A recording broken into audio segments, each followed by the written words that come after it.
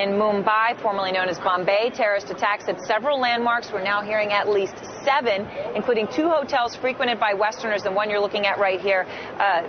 We actually had stayed at the Taj Mahal. Also, we're at the Victoria Terminus, the main train station in Mumbai. That is the Taj Mahal Hotel.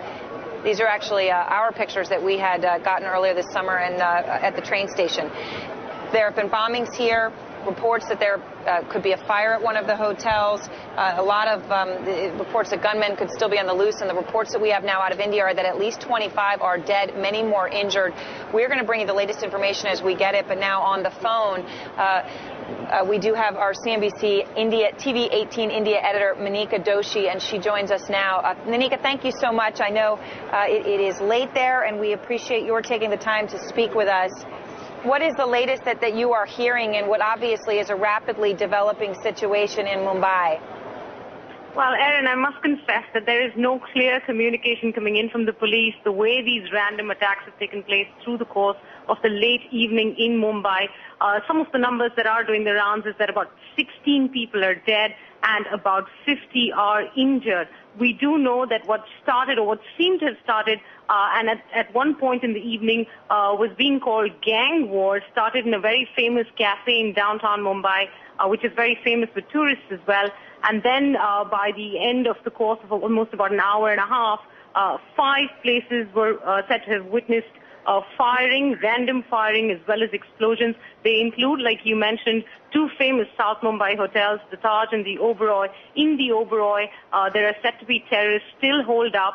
Part of the hotel has been evacuated, but we don't know if the entire hotel has been evacuated. There is also a fire raging in the lobby of the Oberoi. In the Taj as well, that hotel is under shutdown.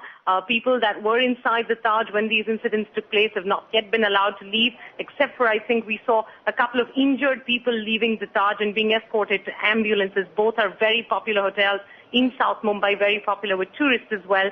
And one very arterial railway station is also said to be attacked. Lots of firing that took place inside the railway station. The station is now said to be evacuated, but there are commandos, armed commandos inside, apparently hunting for terrorists.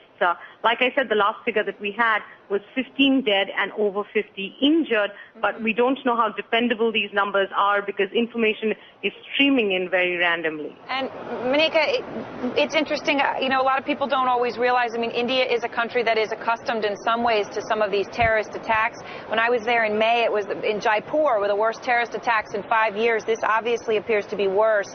And again, targeting business areas, targeting Westerners. Can you just give us, before you go briefly, some context on what where these hotels are, how much you would interpret this as an attack on business, an attack on finance?